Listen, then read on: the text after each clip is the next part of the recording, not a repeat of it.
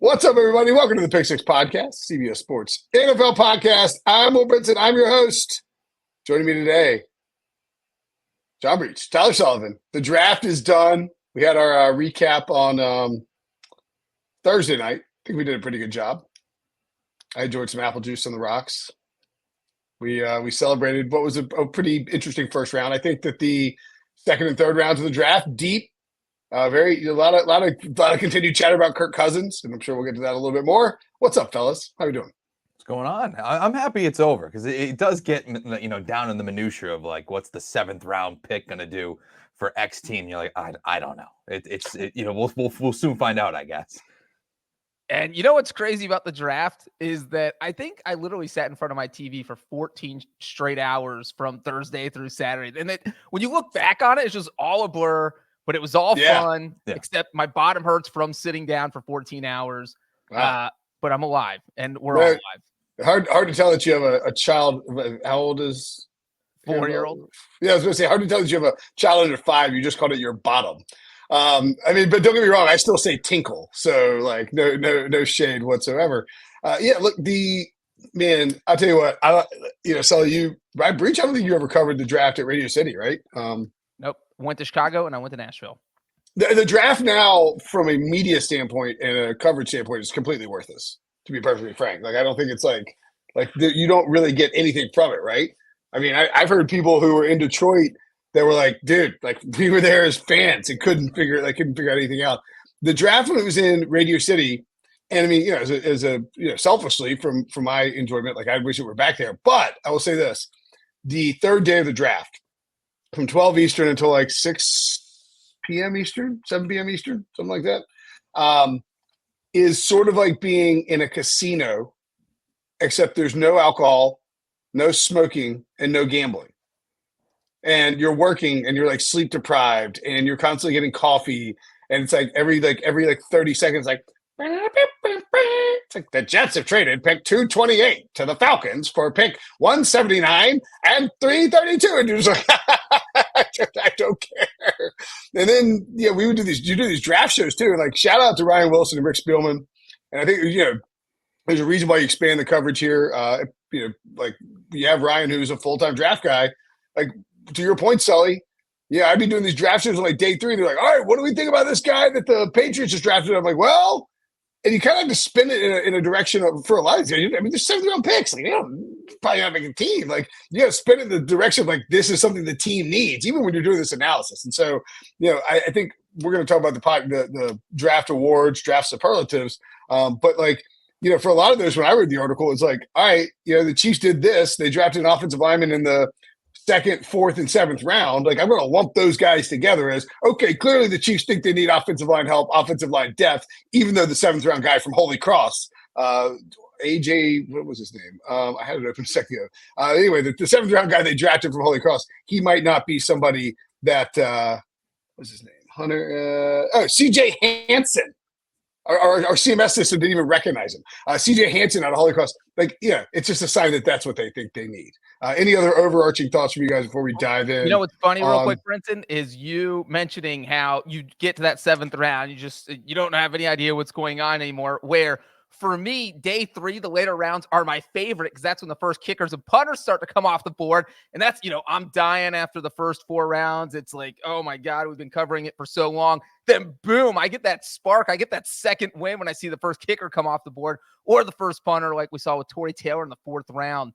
Man, go Bears. Go Joe Russo and Tom Fernelli. That's how good the Bears draft was, that nobody gave a crap that they drafted a punter in the 4th round. Also, the Iowa punter, Tom Fernelli, in heaven, because his best offensive player on Iowa was the punter, and now he's on the Bears. Speaking of the Bears, Sully, would you like to nominate anybody from Chicago as the best pick? We're going to give out our award for best pick in the entire draft. Who would you go with here? Well, I mean, is it too easy just to say Caleb Williams, the number 1 overall pick, the generational talent, the franchise that is starving for a star quarterback? They finally land him. So I know we can get into like these other nitty-gritty picks and try to act a little bit smarter than we are, but let's just point to the number 1 overall pick and say, yeah, Chicago, you kind of nailed it. It was a great year to get the number 1 overall pick. You got Caleb Williams. Congratulations.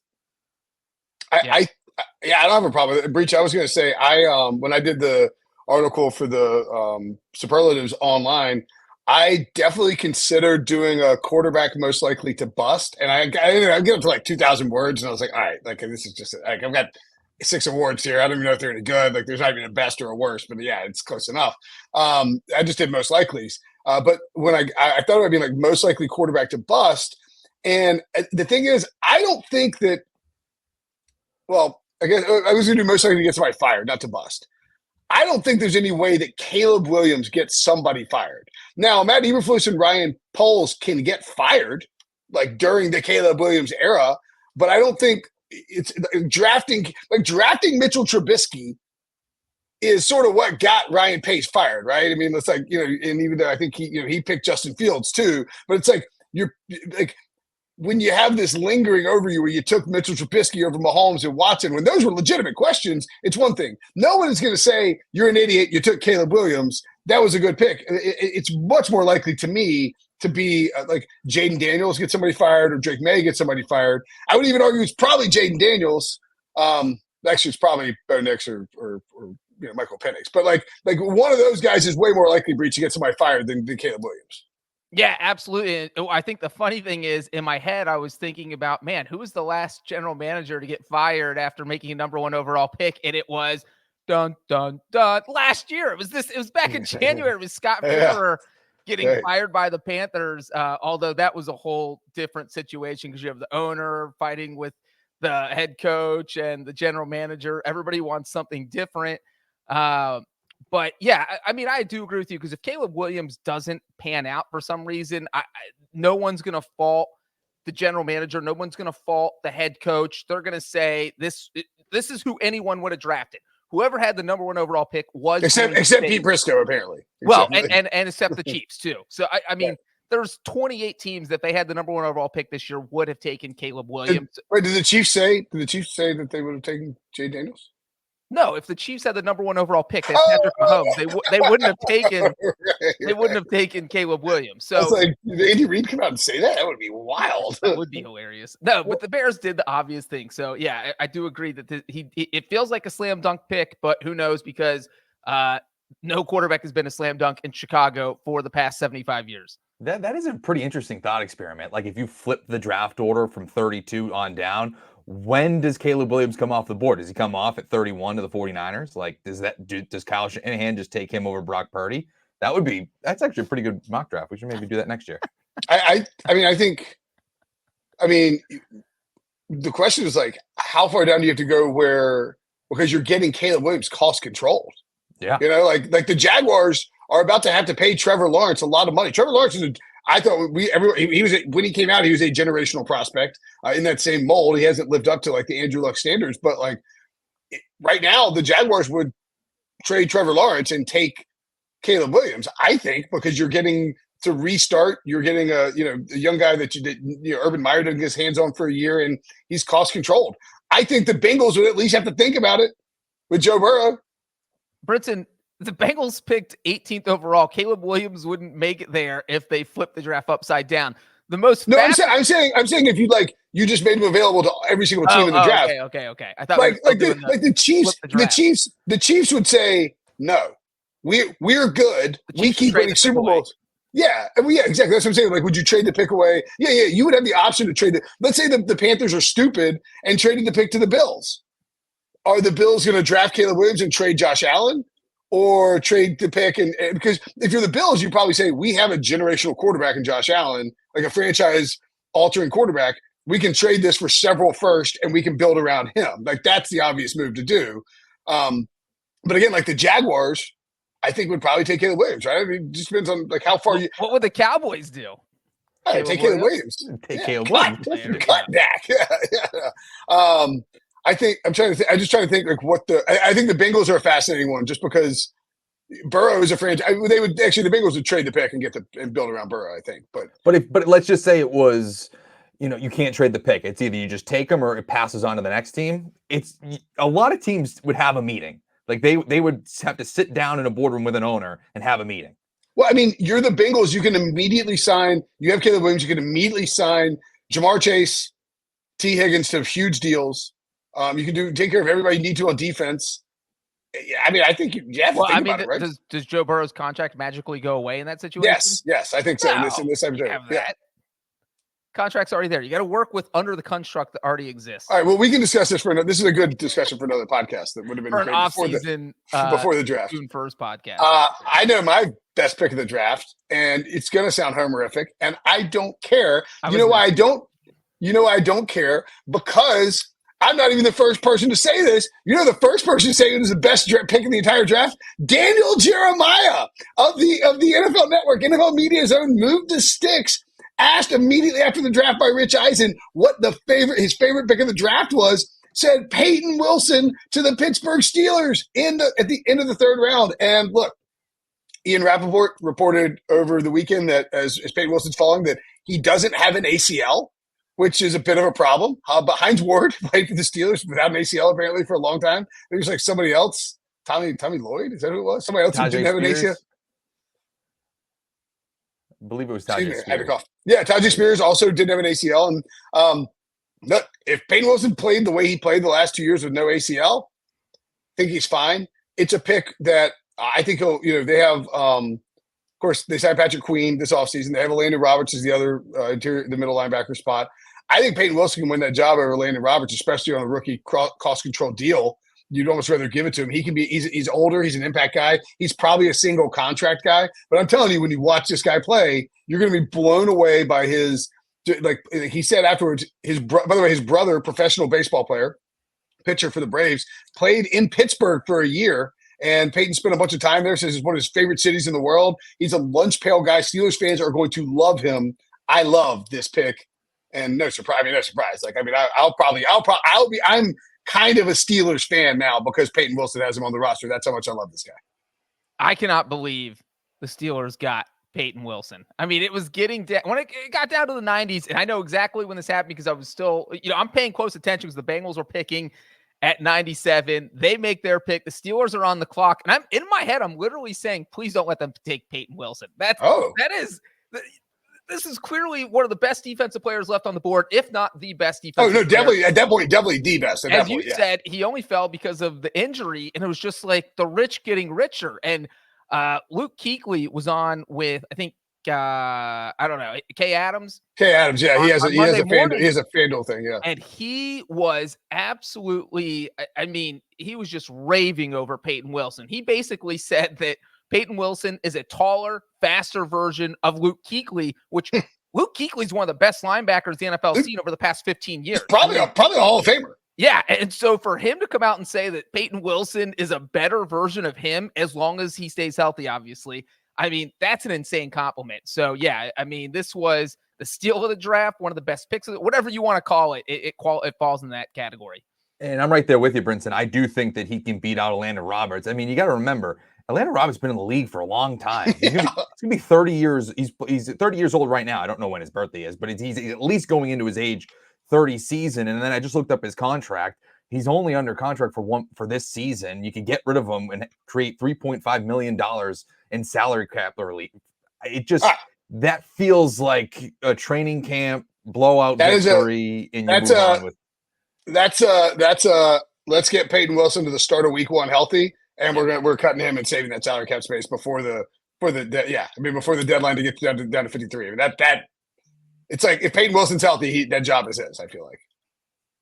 And by the way, so now you have, in theory, you might have Patrick Queen, Peyton Wilson, T.J. Watt, and Alex Highsmith as your linebackers in that sort of formation. That's pretty spicy. There's that Cam Hayward up front. Cam. Yeah, I always get the Cams confused. All right, Breech, your best pick from the 2024 NFL Draft? It was hard picking a best pick. I didn't want to take a quarterback, even though I like Sully's pick of Caleb Williams. Brinson, I think your pick hits the nail on the head. So I'm going to go with kind of an obvious one, and that is Marvin Harrison Jr. I feel like the Cardinals had all the temptation of trading out of that spot so somebody could take a quarterback at 4, but they said, no, we're going to take the best non-quarterback in this draft. And it felt like Harrison is that. I feel like he has absolute potential to be a superstar, and that's obviously why the Cardinals stood tight and picked him.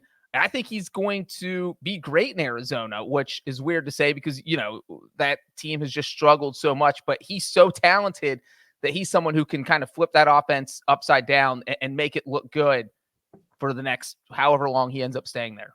It's funny too, because I feel like there was so many conversations about trades into the top 5, and obviously none of them happened. Yeah. But all of them, or at least 85% of them, surrounded the Chargers. There was, Monty Hassenfort did say that they were open for business, but it really felt like they needed to be blown away to move that pick. And I think it's specifically because they knew that they had Marvin Harrison Jr. in their back pocket. He's drawn comparisons to Larry Fitzgerald. He lands in Arizona.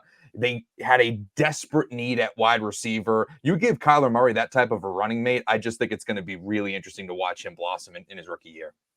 Yeah, and this is a franchise that has been so, remember, it was just last year that Kyler Murray's tweeting out my quarterback list, and he's like, it wasn't me being like, Kyler Murray sucks. It was like, we don't know whether Kyler Murray's going to play, how much he's going to play, if the Cardinals are tanking, whether he's going to be on the roster. And now you do feel like they've done the whole thing where you're like, Kyler, QB1 on Twitter. It's like, okay, yeah, sure, we get it. But they've done everything that they've done has been to fully back Kyler Murray as a franchise quarterback. And I think you're right, Sully. There was all that talk about the Cardinals trading down. Monty Ossenfort is in control of the draft. Patriots might move out of 3. These teams needed something big to get them off that spot unless they were just going to go down 2 spots. And the way it worked out, the Giants weren't really in on any of the quarterbacks out once you got past Drake May. So essentially, it made sense for the Cardinals to stand there, take the high floor and high ceiling. I mean, his dad's a Hall of Fame wide receiver. Take that, plug him in with Kyler, and see if you can really get this offense going. And I think the Cardinals are a lot more interesting than they were 365 days ago, particularly in the sense like maybe this team can make a little noise in 2024. All right, let's take a break. When we come back, which team had the best overall draft, which team had the worst overall draft, we will tell you next.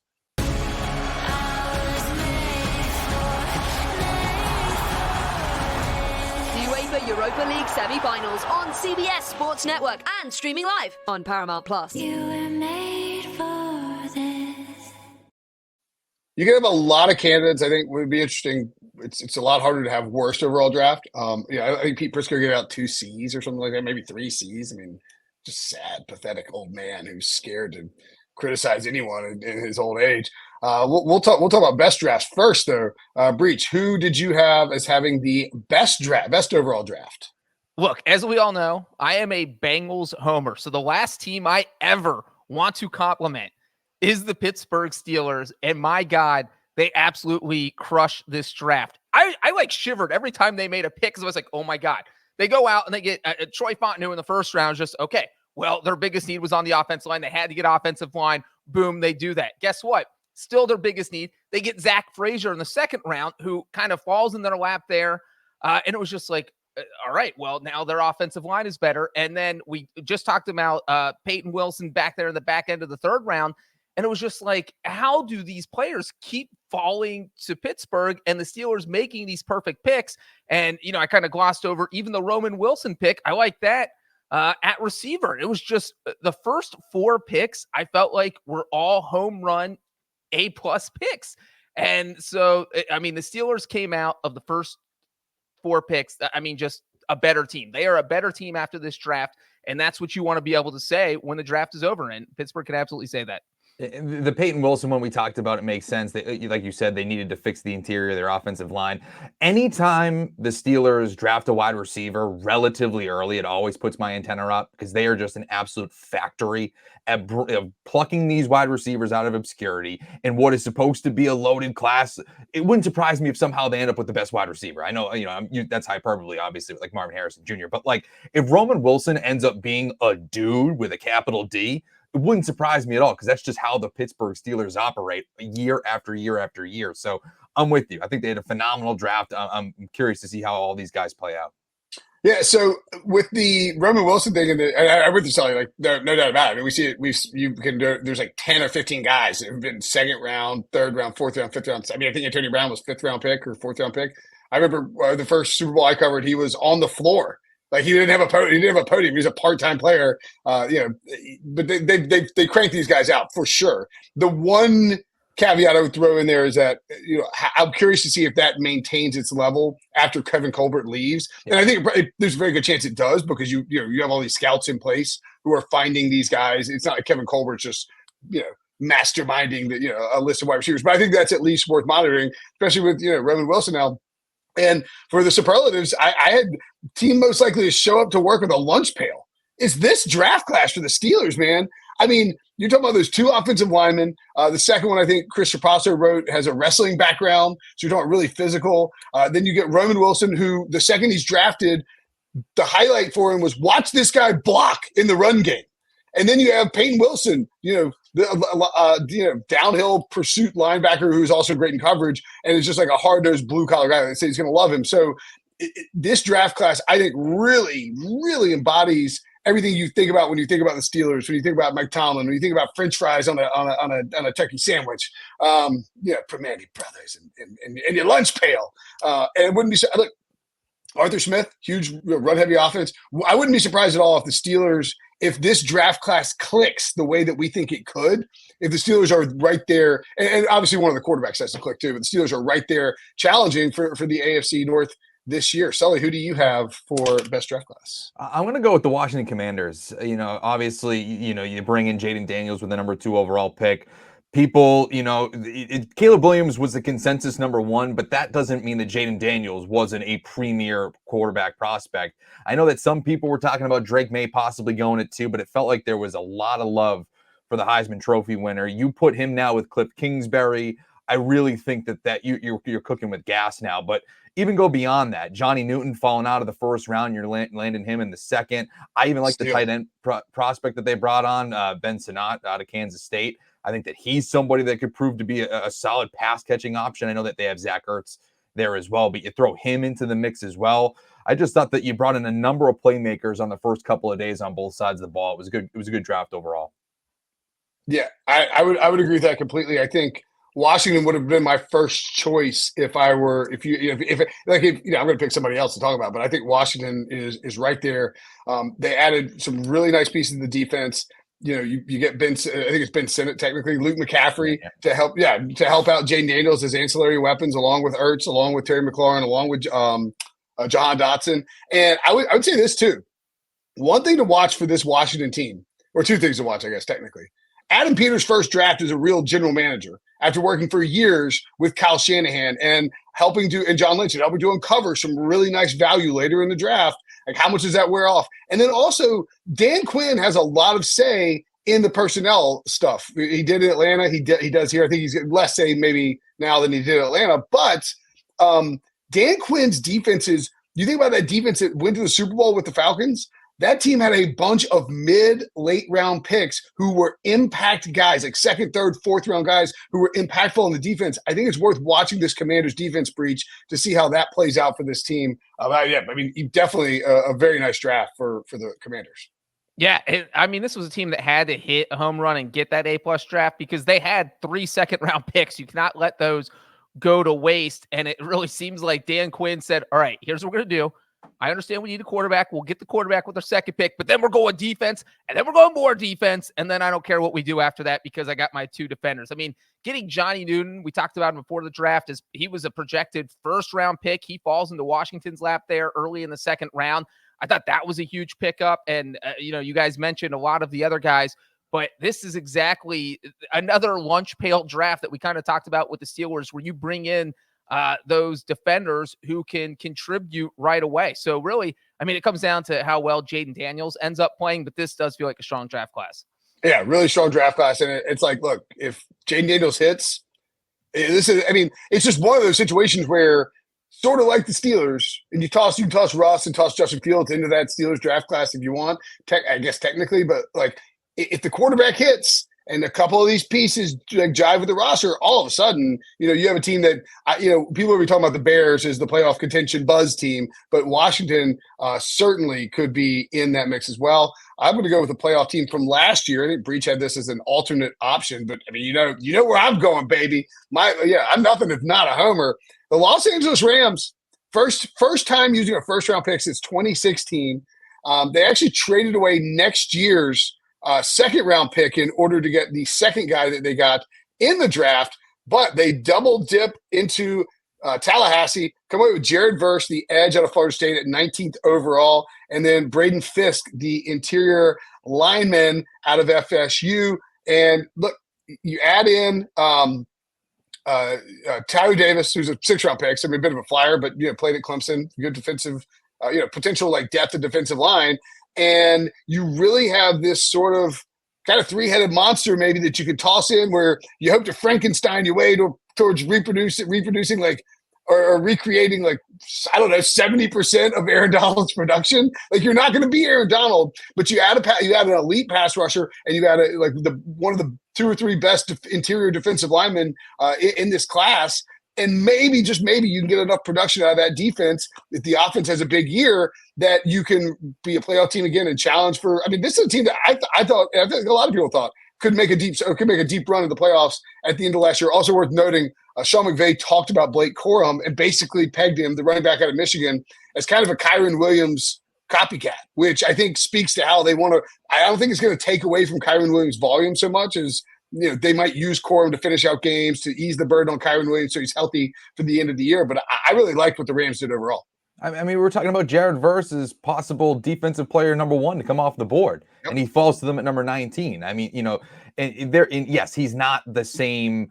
He's not applying the same pressure as Aaron Donald in the middle. He's an edge guy, but still, you need to bring in somebody that can pressure the quarterback no matter which way you can do it. The fact that you were able to have somebody like that slide to them at 19, I thought was very, very interesting. And I'm with you with the Corum one. Yeah, it sucks for fantasy football. And, Kyron Williams, you're probably, that moves him down a few draft spots in the summertime. But from a football standpoint, it makes all the sense in the world to keep him fresh. Yeah, and as Brinson noted, I love this draft too. I actually had Steelers, Rams written down because I couldn't decide which one I loved more. I love them for different reasons. Look, the Rams picking at 19th overall, as Brinson mentioned, their first round pick since 2016. And if you would have told the Rams, I'm sure when they got on the clock and saw that 14 offensive players went in the first 14 picks and that they were going to get the 4th pick of defensive players, that they were probably high-fiving, eating cupcakes, celebrating that it could not have fallen any better than it did for this team. And so I feel like Jared Verse was probably the guy at the top of their wish list, and then for him to fall down there, and then for them to go out and get his teammate, as Brinson mentioned, they made they gave up a lot to move up in the 2nd round to get Braden Fisk, but those are 2 moves you had to make because you have to figure out a way to replace Aaron Donald, and it feels like they did that, and that really feels like that was their biggest hole. This was a good team last year. They feel even better now, and I don't want to say I'm going to sprinkle some on them to win the NFC West, but man, I feel like they can compete with the 49ers this year. All right. The worst draft, a.k.a. the Razzie. Or I guess the Razzies are the Razzies an award show that give out they just rip on everything? It's like the worst. It's the worst movie of the year. Is it just the Razzie or is it the Razzies? I can't remember. It's like worst cinematography, worst worst supporting actor. I can't. Either way, we're gonna give a Razzie out, our own Razzie. Harry called it the Oakland Raiders Memorial Worst Draft Award. Ouch, but not too far off. Sully, would you like to give the award to the namesake of this Razzie? I was going to say, you might as well just start with me because, we're going right at the namesake. The Raiders, I thought I think Brock Bowers as a player is awesome. I think he's going to be a very good NFL player. But them taking him at number 13, Breech, you talked about it when we were doing the post-draft show following the 1st round. You already have Mayer that you drafted early last year.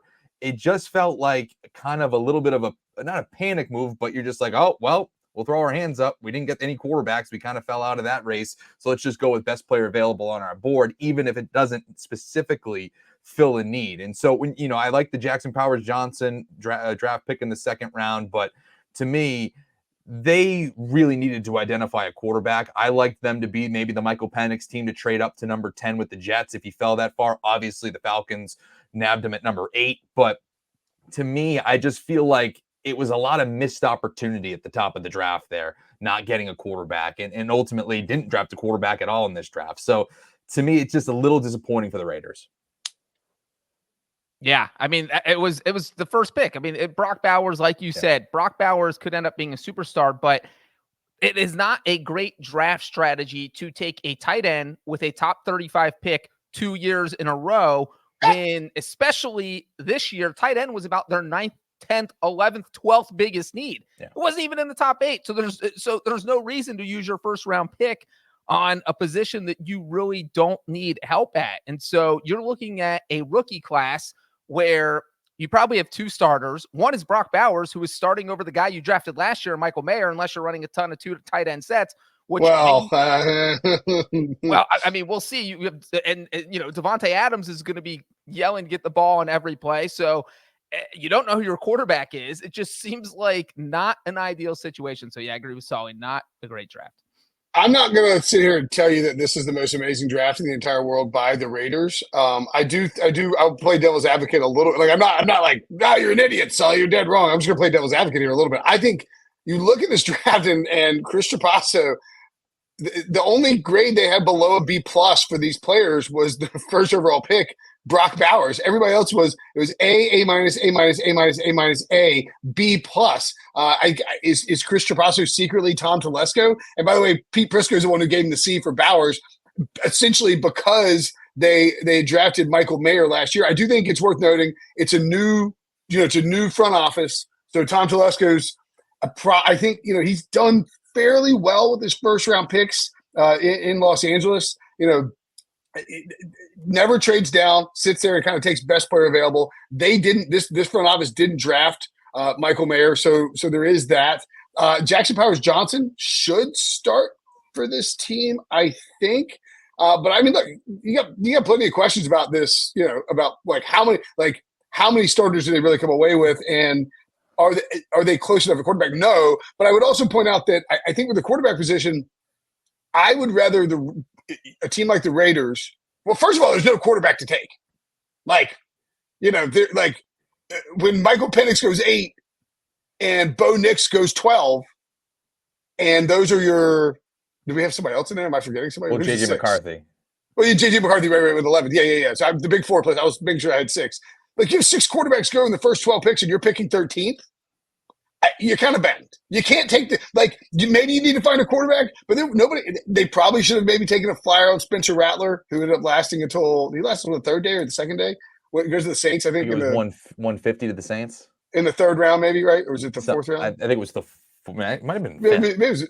Either way, like Rattler, it's a longer streak between quarterbacks being drafted in NFL draft history. But I understand what you're saying, and I agree. Like, would have liked you to find a quarterback. But when you have 6 quarterbacks go before your 13th overall pick, I think you just sort of have to pivot and say, all right, we gave Gardner Minshew a lot of money in free agency. He kind of steady. You're in a tough spot anyway with Harbaugh there with that division. It's hard to deal with. Breech, who is your worst draft? Well, I am going to give it to a team we talked a lot about last week, and that is the Atlanta Falcons. Look, there's one person on this podcast who staunchly defended the Penix pick, and it's Tyler Sullivan. You should have got out on Twitter. The Falcons should have hired you as their PR guy. I mean, Sully, I don't want to say you love the pick, but it seemed like you were pretty much on board with it. I mean, look, everybody's already said everything that needs to be said about this pick, and it's just the logic you use for the Brock Bowers pick with the Raiders and not liking it also works here with this. He is not. You have a quarterback. You just spent $100 million to bring a quarterback in. If the Falcons did not sign Kirk Cousins, I love this draft pick. But you just gave $100 million guaranteed to Kirk Cousins. You just caused a rift in the locker room. There's going to be drama. I don't care if Kirk Cousins and Penix talked within the first 24 hours he was drafted. That's just, Kirk Cousins is a nice guy. That's what he's going to do. This is probably the maddest Cousins has ever been in his life because, he probably is not going to go to Kohl's for the rest of the month. He is probably going to sit at home, put Legos together. And it is just, I just don't know what you're doing if you're the Falcons. I know you want to hit on a quarterback, but this just causes unnecessary drama and does not help you win this year, which is the other key part of this.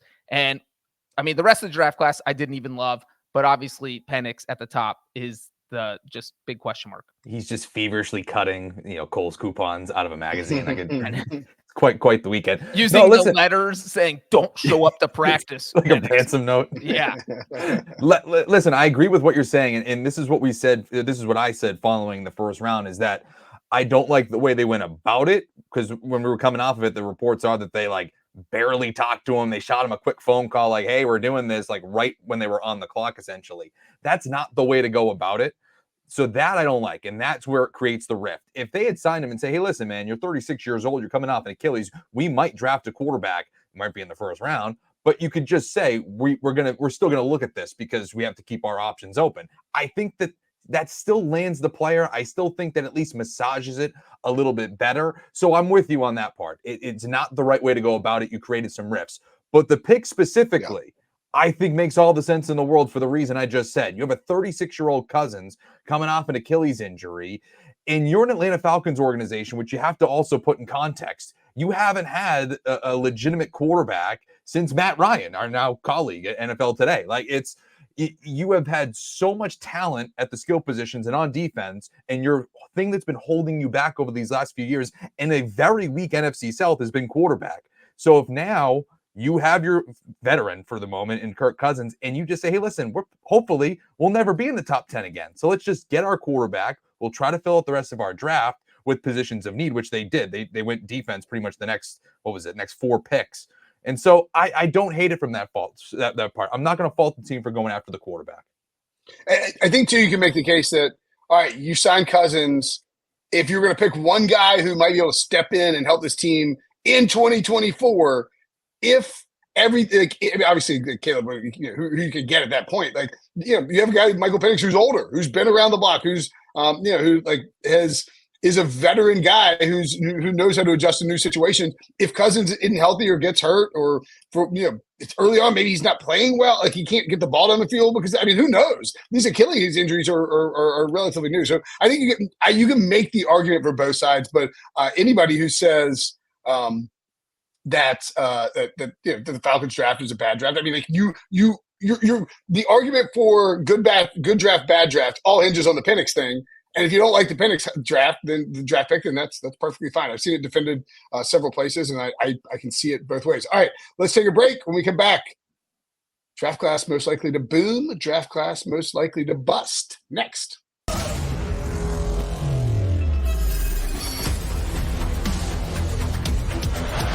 Sail GP returns to the beaches of Bermuda.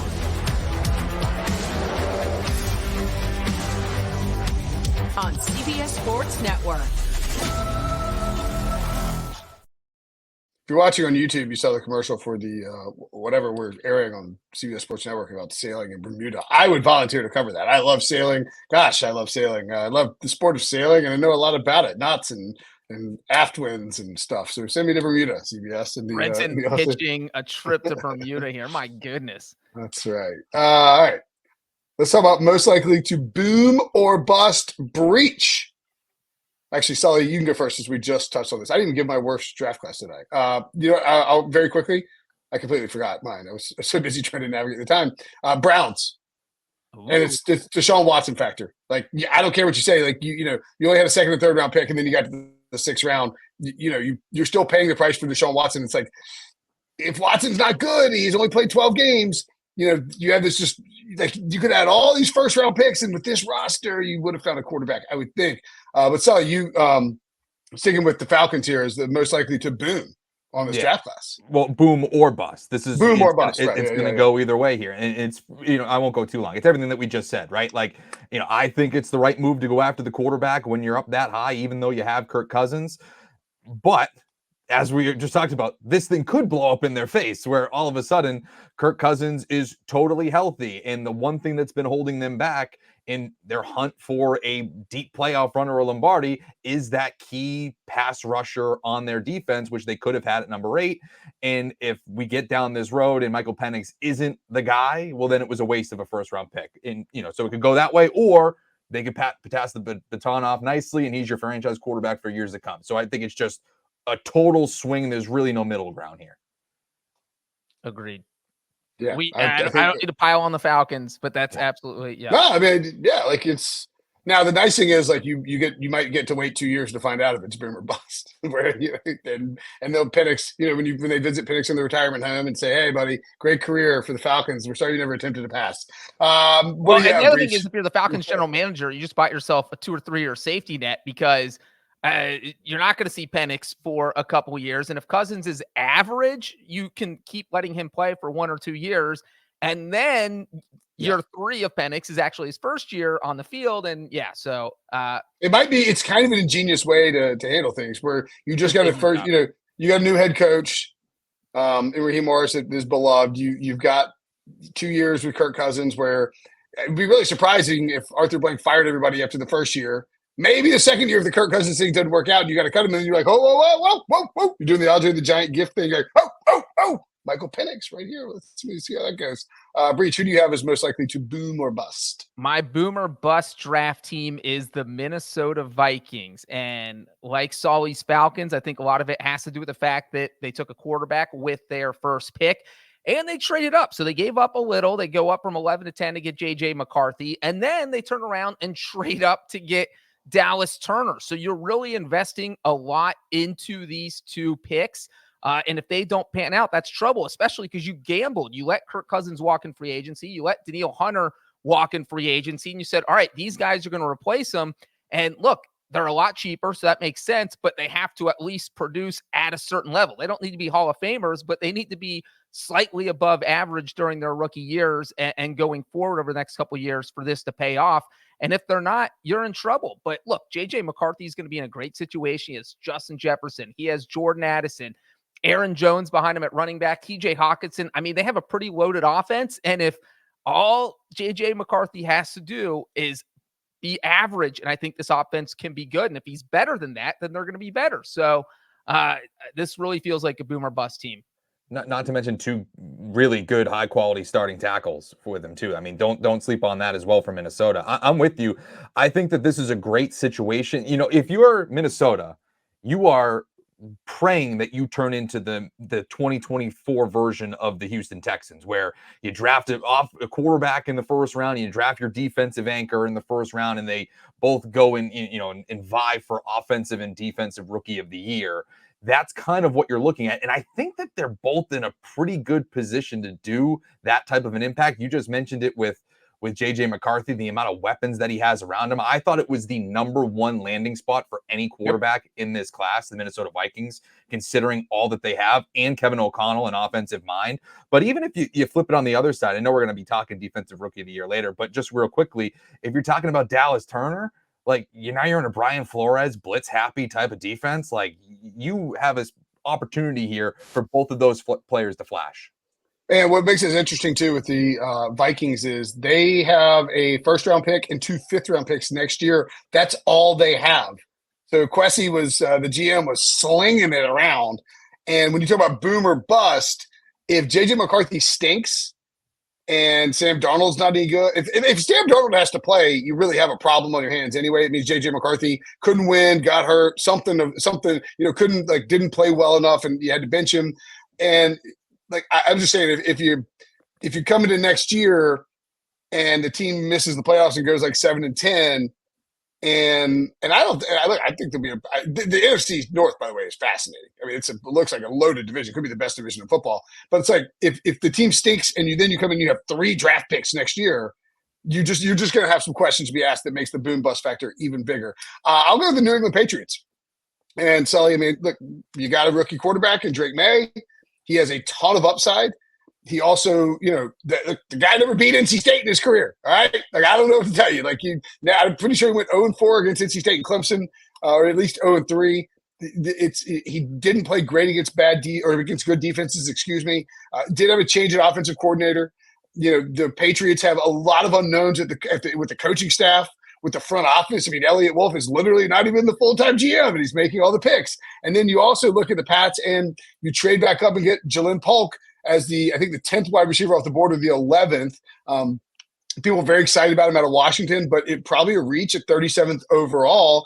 They were they tried to get up to 32 and 33 and 34, I think, or maybe 32 and 33 to get Keon Coleman or Xavier Legette, and sort of had to settle a bit for Jalen Polk. You grab Javon Baker in the 4th round. I mean, here's the trivia for you. 5 years from now, who's the only player in the entire Patriots 2024 draft class who's a defender? Because there's only one of them. They took 7 offensive guys. And it's like when you invest that much, it feels very clear that they're like, all right, we got to move past whatever we just had with Belichick and Joe Judge and Matt Patricia and Bill O'Brien and Mac Jones, and to make this, to really make this to reboot this whole thing. And if they're not good on offense, I just think the microscope gets even brighter. So, I've been a proponent that I wanted them to draft Drake May at number 3. I did not want them to trade out of that pick.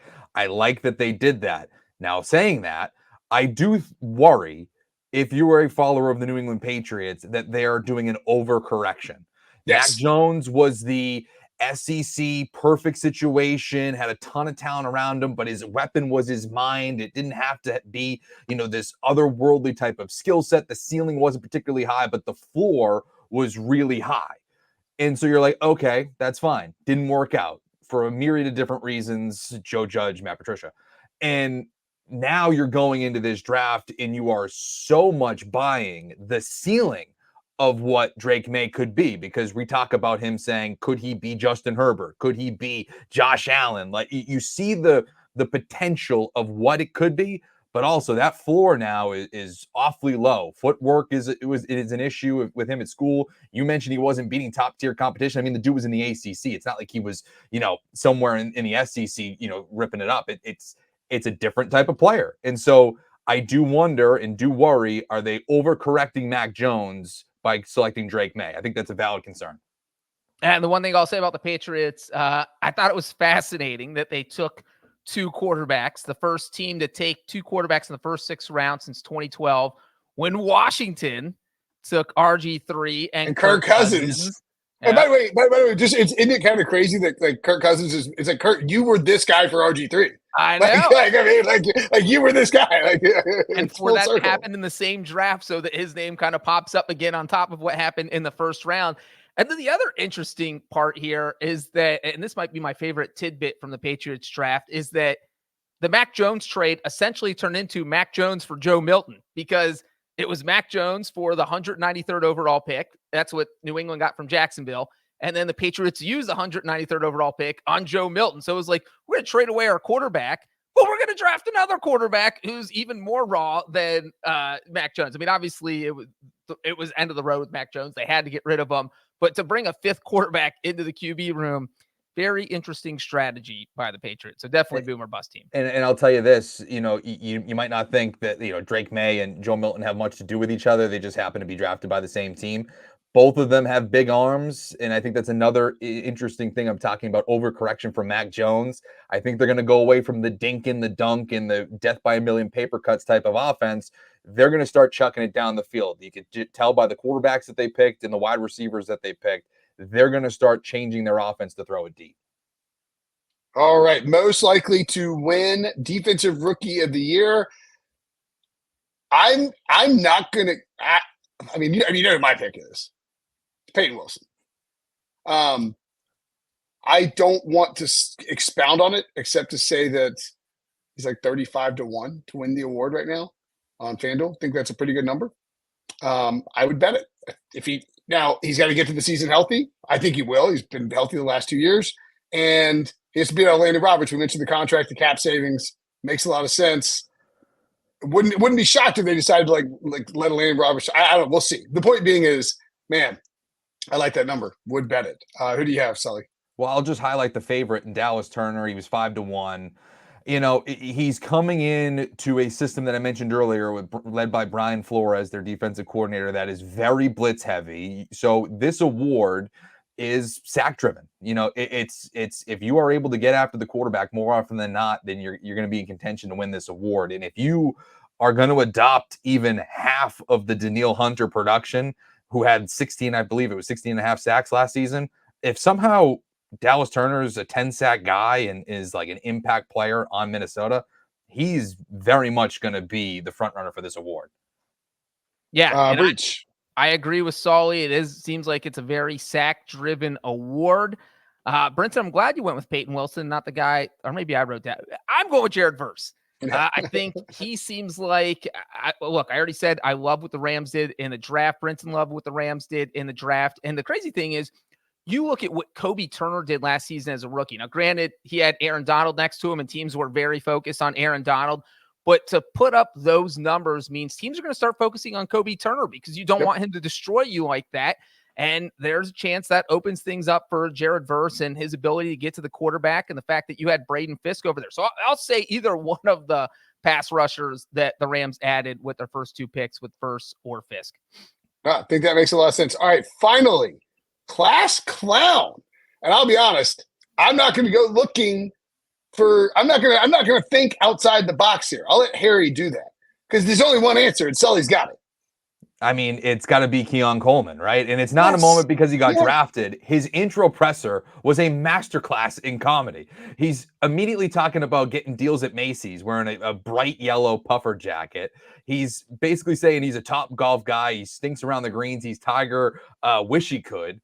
And then at the very end of the whole thing, he gets dismissed, or his final question. He's like, looks over at the media snack table and is like, "Can I have one of those cookies?" And he just comes away eating a chocolate chip cookie. I mean, it was very, very something very else. Something else. He also said that he spent so much time at Waffle House that on you can pin contacts to the top of your text messages. The cook from the local Tallahassee Waffle House was pinned to which I don't know if you've ever been to a Waffle House. I've been to a Waffle House a lot in my life.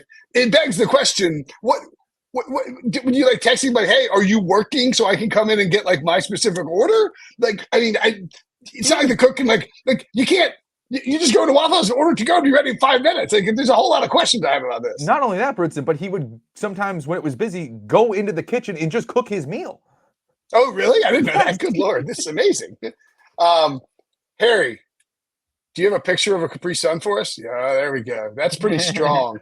So this is Chop Robinson, Penn State edge rusher, sipping a Capri Sun before being drafted. I think the obvious follow-up question here is, why is it turned around because of a branding thing? Is it just accidentally turned around? Is he scared to reveal what flavor he's drinking and what flavor? I'm a fruit punch guy. I don't really do Capri Suns as much as I used to because I'm an adult. But Harry says it needs to be Pacific Cooler. I think it's a pretty good one. I'm a fruit punch type of guy. What do you guys like your Capri Suns? I haven't had a Capri Sun in probably 15 years. I used to drain them when we were younger. I think it was a fruit punch, but I think the Pacific one too was in the rotation. All right, so I'm looking. Pacific Cooler. That's an all-time classic. I think Kiwi Strawberry is also a good one now. Yeah, Kiwi Strawberry. Obviously you have the old school. The tropical punch is pretty strong. Berry. I thought there was an orange. Let me just see when are we gonna get out of here? But I don't want your cookies. Let's see. You get the orange jungle drink with the panda bear. It looks like orange pineapple, some other berry, pomegranate maybe. Multivitamin. I'm on capri-sun.com. Just sort of looking at these to see what else is they have out a there. Capri Sun multivitamin? Yeah, it's a flavor is multivitamin. Oh, that's weird. Yeah, it's it's very bizarre. Cherry, no thanks. 100% apple juice. Tropical looks pretty sexy. I gotta be honest. I could do tropical. That orange, passion fruit, pineapple, and lemon for the ultimate exotic taste. Settle down here. Black currant, which is tangy goodness. Looks like good Lord. Multi fruits. I mean, if we can Safari fruits, Capri Sun is expanded. Monster Alarm. What is Monster Alarm? Fairy drink, Mystic Dragon. This is not my childhood, I'll tell you that much. I mean, Will, if we can responsibly mix some Capri Suns with some adult beverages, that sounds like a fun summer. Yeah, let's go. Let's get it. Capri Sun and vodka is a classic. Oh yeah, that is actually what Capri Sun's #1 marketing campaign is about. It's Capri Sun and Tito's. All right, that'll do it for us. Thanks for watching. Thanks for listening. This has been the award show. We'll be back. We'll be back. Make sure to check out With the First Pick too, with Ryan Wilson and Rick Spielman. They're doing a great job breaking down everything around the NFL draft. For Sully, for Breech, I'm Brinson. We'll see you guys later.